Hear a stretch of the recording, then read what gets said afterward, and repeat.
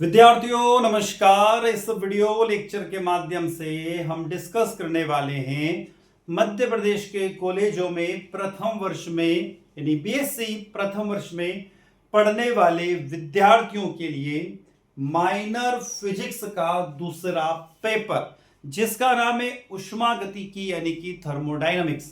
तो विद्यार्थियों, ये वीडियो लेक्चर विशेषकर मध्य प्रदेश कॉलेज स्टूडेंट यानी मध्य प्रदेश के कॉलेजों में पढ़ने वाले बीएससी प्रथम वर्ष के विद्यार्थियों के लिए डिजाइन किया गया है। यदि आपने बीएससी फर्स्ट ईयर में माइनर सब्जेक्ट के रूप में फिजिक्स को चुना है तो फिजिक्स के सेकंड पेपर यानी कि द्वितीय पेपर, जिसका नाम है ऊष्मागतिकी थर्मोडायनामिक्स की पांचों यूनिट के महत्वपूर्ण प्रश्नों को इस वीडियो लेक्चर के माध्यम से हम डिस्कस करने वाले हैं। तो विद्यार्थियों, अब देर ना करते हुए हम चलते हैं इन 5 यूनिट यानी थर्मोडायनामिक्स ऊष्मागतिकी की पांचों यूनिट के महत्वपूर्ण प्रश्नों की ओर कि आपको प्रत्येक यूनिट में कौन कौन से प्रश्नों को पढ़ना आवश्यक है। तो विद्यार्थियों, हम जुड़े हुए हैं आपके अपने YouTube प्लेटफॉर्म जिसका नाम है केमिस्ट्री बाय डी शर्मा पर, और हमारा नाम आप जानते ही, हमारा नाम है डॉक्टर दीपेंद्र कुमार शर्मा। आपके अपने यूट्यूब प्लेटफॉर्म पर हम जुड़े हुए हैं। विद्यार्थियों, एक खास बात है, यदि वीडियो लेक्चर अच्छा लगता है तो वीडियो को लाइक अवश्य कीजिएगा।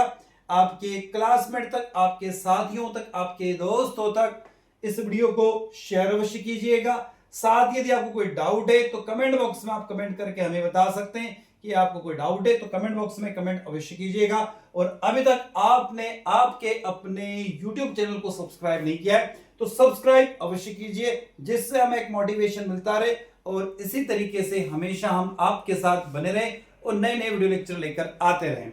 विद्यार्थियों, BSc first year physics minor का सेकंड पेपर यूनिट का नाम है थर्मोडायनामिक्स, पेपर का नाम है ऊष्मागतिकी, यूनिट फर्स्ट जिसका नाम है historical background and kinetic theory, ऐतिहासिक पृष्ठभूमि और गतिज सिद्धांत। इस यूनिट में कौन कौन से प्रश्न आपको पढ़ना आवश्यक है, उन प्रश्नों की तरफ मैं आपको ले चलता हूं। पहला प्रश्न स्क्रीन पर दिखाई दे रहा, प्राचीन भारतीय ग्रंथों जैसे वैशेषिक दर्शन में ऊष्मा, ऊर्जा और पदार्थ के रूपांतरण से संबंधित अवधारणाओं का विस्तार से वर्णन कीजिए। Describe in detail the concept of related to heat energy and transformation of matter in ancient Indian text such as a Vaisheshika philosophy. दूसरा प्रश्न है, सांख्यिकी, भौतिकी यानी स्टैटिकल फिजिक्स के क्षेत्र में सत्येंद्रनाथ बोस के मूलभूत योगदान की चर्चा कीजिए। Discuss the fundamental contribution of Satyendranath Bose in the field of statistical physics. तीसरा प्रश्न है, बोस आइंस्टीन सांख्यिकी की आधुनिक भौतिक को कैसे बदला। How did Bose Einstein statics change modern physics. चौथा प्रश्न बड़ा अच्छा सा प्रश्न है, इसको भी अच्छे से करिएगा। डॉक्टर मेघनाथ शाह के जीवन परिचय पर प्रकाश डालिए। Illustrate the biography of doctor Meghnath Shah. पांचवा प्रश्न है, तापीय आयनन समीकरण, थर्मल आयनाइजेशन इक्वेशन और खगोल भौतिकी यानी एस्ट्रोफिजिक्स में डॉक्टर मेघनाथ शाह के महत्व को समझाइए। छठा प्रश्न, मध्य प्रदेश के किन्हीं 3 प्रमुख ताप विद्युत संयंत्रों जैसे विद्यांचल, अमरकंटक या सतपुड़ा का विवरण देते हुए उनकी उत्पादन क्षमता और भौगोलिक स्थिति स्पष्ट कीजिए।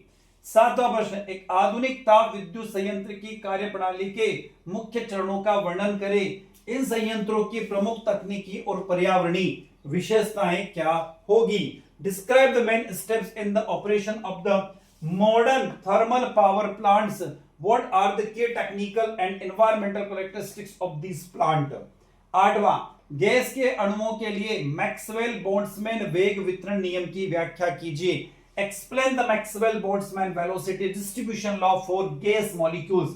What effect does temperature have on this distribution curve? तापमान का इस वितरण वक्र पर क्या प्रभाव पड़ता है। प्रश्न क्रमांक 9, गैसों के संदर्भ में माध्य मुक्त पथ को परिभाषित कीजिए, इसके लिए व्यंजक उत्पन्न कीजिए। Define the mean free path in the context of gas. Derive an expression for it. 10वां प्रश्न, गैसों में होने वाले परिवहन परिघटनाएं जैसे क्षांता, तापीय चालन और विसरण के भौतिक आधार की व्याख्या कीजिए। Explain the physical basis of transport phenomena, viscosity, thermal conduction and diffusion occurring in gases. 11वां प्रश्न, कार्बन डाइऑक्साइड यानी CO2 के लिए एंड्रयू के समतापी वक्रों का वर्णन करें। यह वक्र गैस के द्रवीकरण के बारे में क्या जानकारी देते हैं? Describe Andrew isothermal for carbon dioxide. What information do this curve given about the liquefaction of gas? विद्यार्थियों, आप लोगों को पता होगा कि CO2 गैस को लिक्विडफाई करना यानी कि द्रवित करना, द्रव अवस्था में परिवर्तित करना, लिक्विड स्टेट में चेंज करना बड़ा आसान होता है और इसका क्रिटिकल टेम्परेचर आप लोग अच्छे से जानते हो 31 डिग्री के सेंटीग्रेड के अप्रोक्सीमेट होता है। तो वास्तविक गैसों के लिए वैन डर वाल्स समीकरण की व्युत्पत्ति कीजिए। Derive the van der Waals equation for real gas equation. इनमें प्रयुक्त संशोधन टेम्परेचर और आयतन को समझाइए। Explain the modification pressure and volume used. तो इक्वेशन दे रखी है, वैन डर वाल्स इक्वेशन है, जिसको हम कौन सी इक्वेशन बोलते हैं? वैन डर वाल्स समीकरण को रियल गैस इक्वेशन भी बोलते हैं। इसका फार्मूला दिया P + A/n² V² V - Nv = nRT। इसको आपको क्या करना? डेराइव करना, इसको बताना कि ये कैसे आई है आखिरकार। प्रश्न क्रमांक 13, क्रांतिक ताप यानी TC, क्रांतिक दाब यानी PC और क्रांतिक आयतन VC को परिभाषित करें। Define critical temperature TC, critical pressure PC और critical volume VC। Related this the van der Waals constant A and B। इनका वैन डर वाल्स स्थिरांक A और B से किस प्रकार से रिलेशन होता है, ये भी आपको बताना होगा। 14वां प्रश्न, एक ताप विद्युत संयंत्र का ब्लॉक डायग्राम बनाएं और इसके विभिन्न हिस्सों जैसे बॉयलर, टरबाइन, कंडेंसर और जनरेटर के कार्यों को संक्षिप्त में लिखिए। Draw the block diagram of the thermal power plant of the briefly. Right the function of its various parts like boiler, turbine, condenser and generator. तो हमने यहाँ पर एक डायग्राम आपको बता रखा है, इस तरीके का एक डायग्राम को आपको तैयार करना है और इसका डिटेल में डिस्क्रिप्शन आपको याद करना होगा। चाहे तो आप स्क्रीनशॉट इसका ले सकते हैं। चलता हूं विद्यार्थियों, मैं 14 प्रश्नों के साथ में पहली यूनिट को खत्म करता हूं और अगली यूनिट की तरफ मेरी यात्रा चलती है। यूनिट नंबर 2, जिसका नाम है लॉ ऑफ थर्मोडायनामिक्स, उष्मागतिकी के नियम। और उष्मागतिकी के नियम जो सेकंड यूनिट है आपकी, उसका पहला प्रश्न दिया हुआ है, उष्मागतिकी तंत्र यानी कि सिस्टम, सराउंडिंग यानी परिवेश और सीमा यानी बाउंड्री को परिभाषित करें। दूसरा, एक तंत्र उष्मागतिकी संतुलन में कब कहलाता है? इसके तीनों प्रकार, तापी, यांत्रिक और रासायनिक संतुलन की व्याख्या कीजिए। When is a system said to be a thermodynamics equilibrium? Explain its three types: thermal, mechanical and chemical equilibrium. तीसरा प्रश्न दिया हुआ है, उष्मागतिकी के शून्यवें नियम का कथन लिखे। State the zeroth law of thermodynamics and explain how it is define the concept of temperature. और यह समझाइए कि तापमान की अवधारणा को जीरो लॉ जो है वो शून्य का नियम है कैसे परिभाषित करता है। चौथा प्रश्न, पाथ फंक्शन और वर्क फंक्शन के बीच में डिफरेंस भी बताना है और उदाहरण के द्वारा इन दोनों डेफिनेशन को आपको याद करना है। पांचवा प्रश्न, कार्य और उष्मा को पथ फलन क्यों माना जाता है? Why work and heat considered to be a path function. आप लोग जानते हो पथ फलन यानी पाथ फंक्शन सिर्फ दो है, वर्क और हीट, ये पाथ फंक्शन है। बाकी जितने भी फंक्शन होते हैं फिजिक्स के अंदर वो सब कौन से हैं? उनको हम क्या बोलते हैं? उनको हम बोलते हैं, यहां पर दिया हुआ ऊपर, उसको हम बोलते हैं यहां पर स्टेट फंक्शन। ध्यान रखना, तो स्टेट फंक्शन और पाथ फलन, ये ध्यान रखना, दो शब्द होते हैं। छठा, उष्मागतिकी के प्रथम नियम की व्याख्या कीजिए और इसके गणितीय रूप को सिद्ध कीजिए। Explain the first law of thermodynamics and derive it's mathematical form.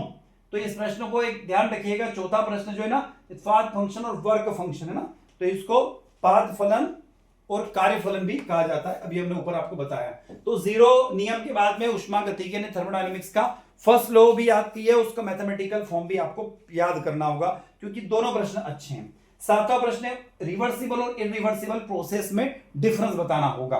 आठवां प्रश्न है, प्रकृति में पाए जाने वाले मैक्सिमम जो प्रोसेस होते हैं वो रिवर्सिबल होते हैं, ऐसा क्यों, ये आपको बताना होगा। नौवां प्रश्न बहुत बढ़िया सा प्रश्न है, इसको तो कर ही लो, मैं कह रहा हूं, इसको तो याद करना ही आप लोगों को। क्यों?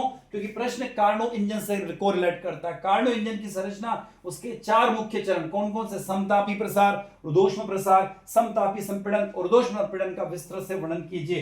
Provide a detailed description of the constructions of the Carnot engine and its four main stages: isothermal expansion, adiabatic expansion, isothermal compression and adiabatic compression। ये एक डायग्राम बनेगा जो चार स्टेज में चलेगा, उसको याद करना है, ग्राफ बनेगा, उसके बेसिस पे पूरा डेरिवेशन करना आपको।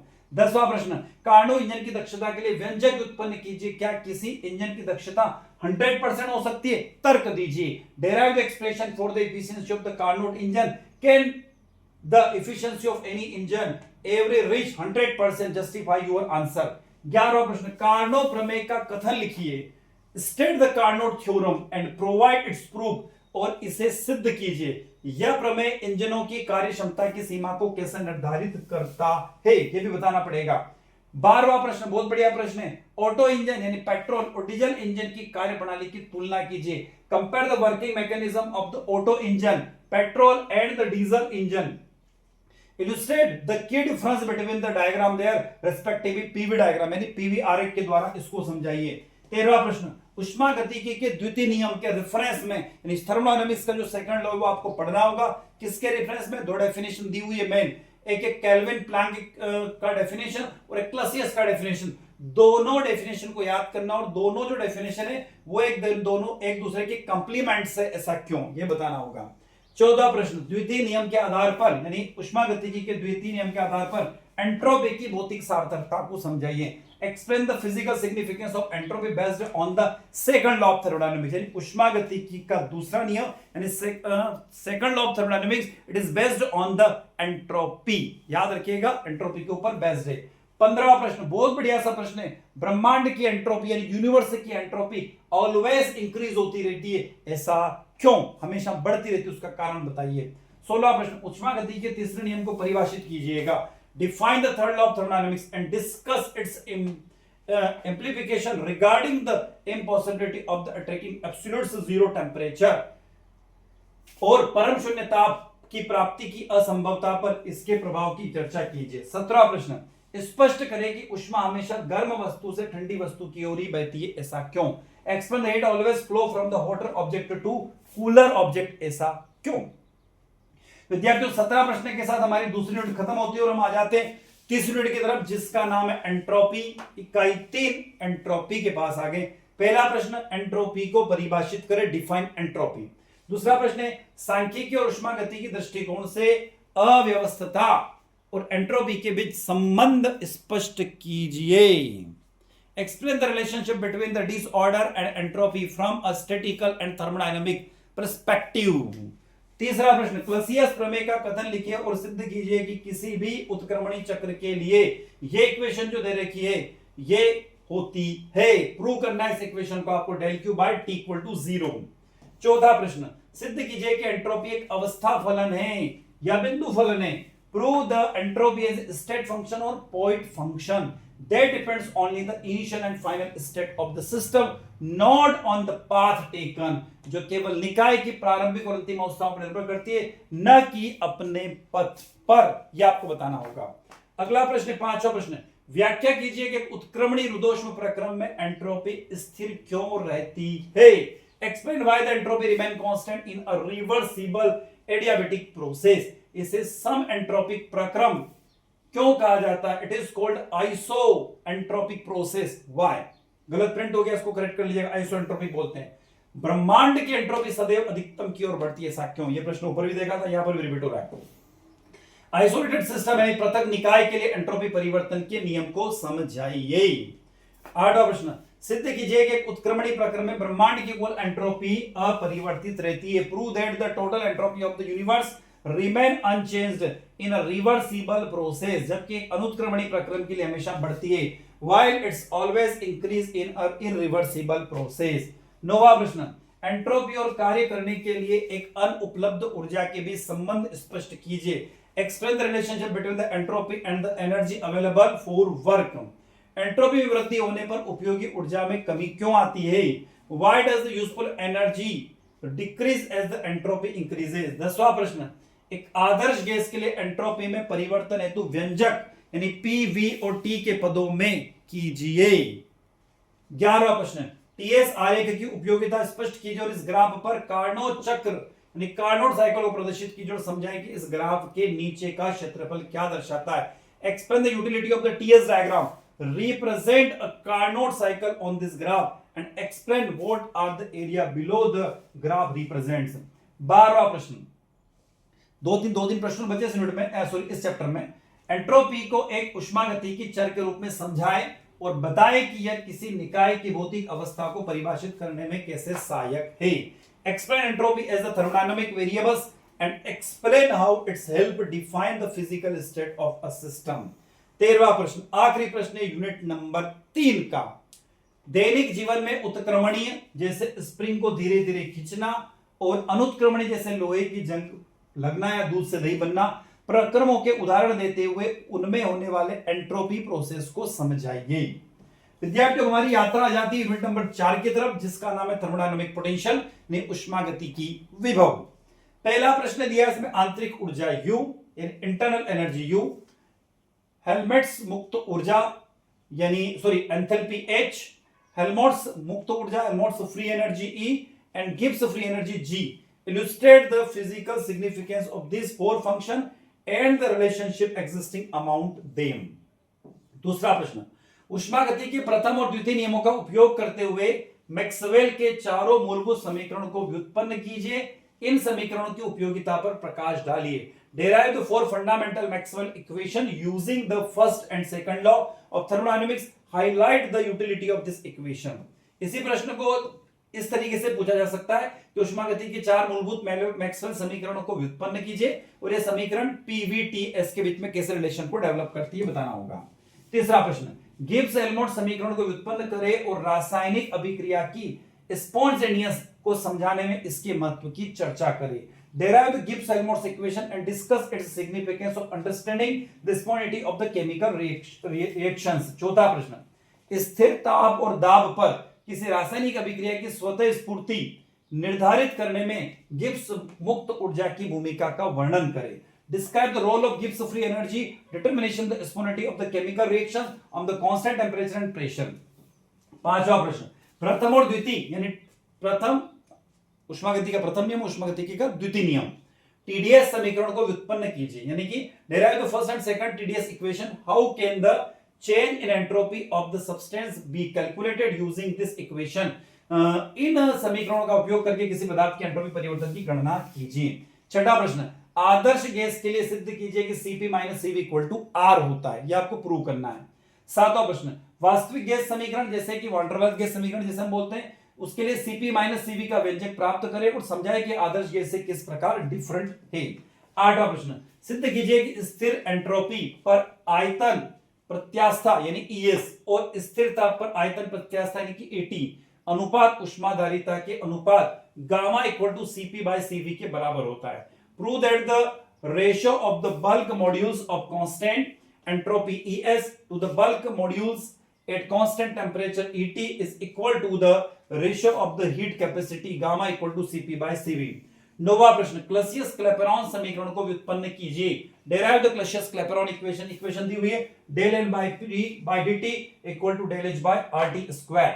10वां, यह दर्शाए कि कैसे स्वतंत्र चर यानी पीवीटीएस में परिवर्तन करने पर विभिन्न उष्मागतिकी विभव U, H, F, G एक दूसरे में चेंज हो जाते हैं।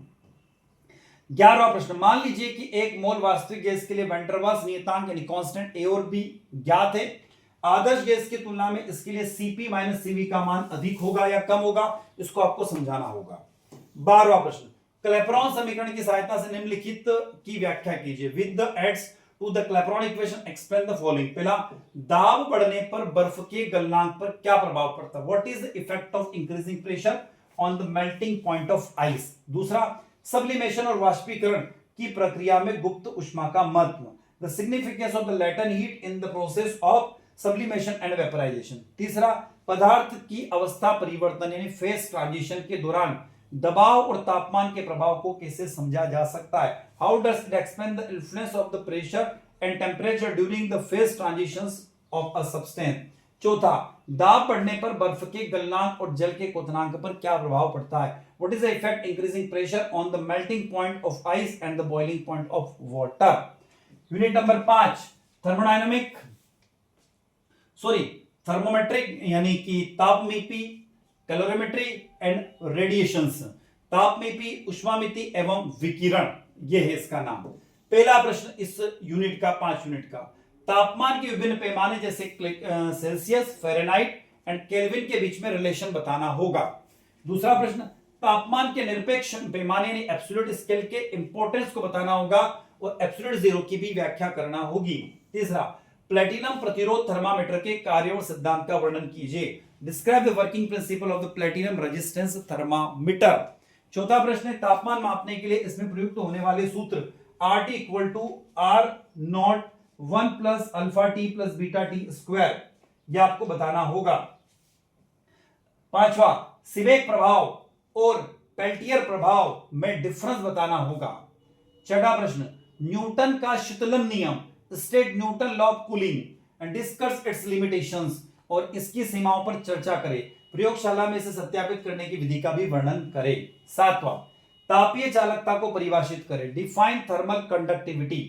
Provide a comparatively description of the working methodology of a Searle Vidhi.